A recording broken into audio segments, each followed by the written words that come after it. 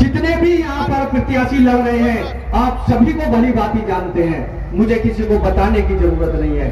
15 साल एक ही परिवार के आदमी ने राज किया और 15 साल के अंदर डासने की एक एक सड़क टूटी हुई मिली। मैं आप लोगों से ये पूछना चाहता हूं, जब हज्जन अंसार को आपने 2017 में नगर पंचायत की कमान सौंपी थी तो एक भी सड़क डासने की बनी हुई नहीं थी। कोई रास्ता ऐसा था जो बना हुआ था?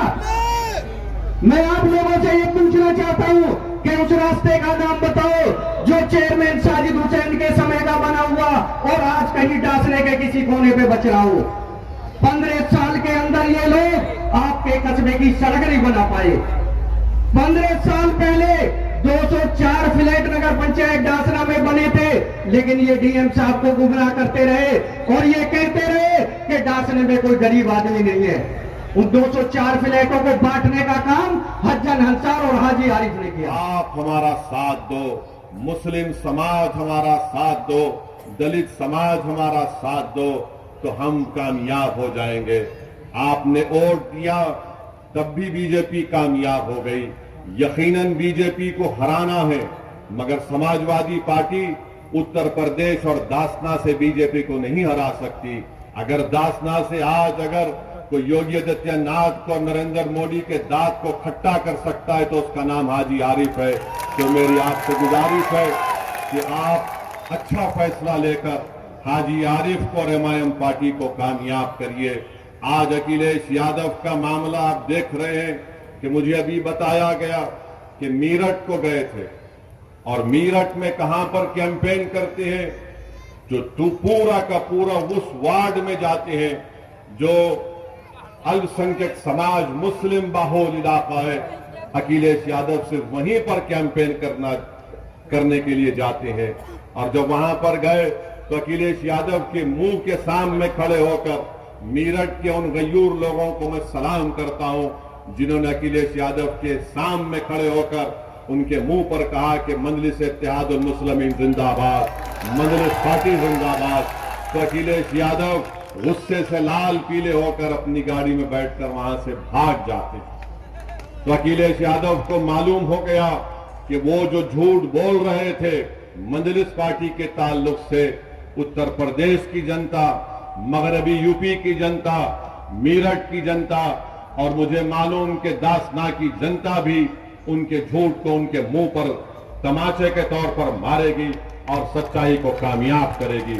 तो मेरे अजीज दोस्तों और बुजुर्गों, मैं दासना की सरजमीन से मीरठ की जनता से भी अपील करूंगा कि आप मजलिस के मेयर के उम्मीदवार को और पार्षद के तमाम उम्मीदवारों को आप कामयाब करिए।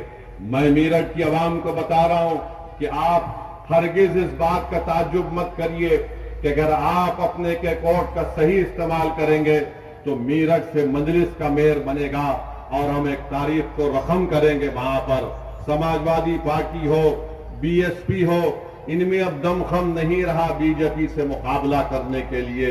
आज अखिलेश यादव 2024 के लोकसभा के चुनाव के लिए कभी हमारे तेलंगाना के मुख्यमंत्री के साथ बगल में आयोजित हुआ, वरिष्ठ साहब आए थे, क्या कुछ कहना चाहिए? देखिए, दासने की जनता का और क्षेत्र की जनता का बड़े फ़ख्र के साथ मैं स्वागत करना चाहता हूं और उन लोगों का एहसान है कि ऐसी तेज़ धूप में, चूँकि सारे विरोधी जो है, जब से उन्हें ये मालूम हुआ था कि जनाब बैरिस्टर असदुद्दीन ओवैसी साहब डासना आ रहे हैं, तो वो लोगों में एक अफवाह फैलाने में लगे हुए थे और जितनी ताकत थी उनके अंदर, उन्होंने पूरा प्रयास किया लोगों को गुमराह करने का। वो 2-3 दिन से इसमें लगे हुए थे कि बैरिस्टर साहब नहीं आ रहे और नहीं आएंगे, लेकिन उनके सारे प्रयासों पर मेरी जनता ने पानी फेर दिया।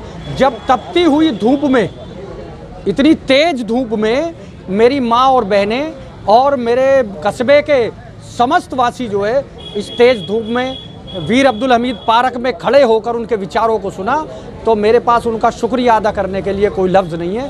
पूरे कस्बे का बहुत बहुत शुक्रिया। माशाअल्लाह, कैसी तैयारी चल रही है चुनाव के लिए? तैयारी तो आप लोगों ने देख ली भाई, बौखलाहट है सभी प्रत्याशियों में और जो है जैसे किसी जाल वाल में फंस के पंछी फड़फड़ाता है ना, तो इस तरीके से फड़फड़ा रहे सारे।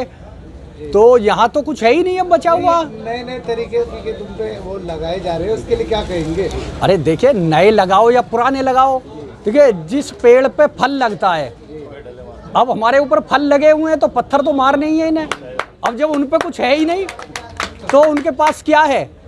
उसी पेड़ पे तो पत्थर मारा जाता है जिस पे फल लगता है। तो यहाँ फल बहुत है अल्लाह की रहमत से, उनके पत्थरों से कोई कमी नहीं पड़ती। डासने की जनता को क्या संदेश देना चाहते हैं दिनेश कुमार? देखिए, डासने की प्यारी जनता को मैं ये संदेश देना चाहता हूँ, जिस तरीके से समय समय पर वो मेरा साथ देते हैं और मेरा एहतराम करते हैं, क्योंकि मेरा वजूद जो कायम है वो डासने की जनता से कायम है।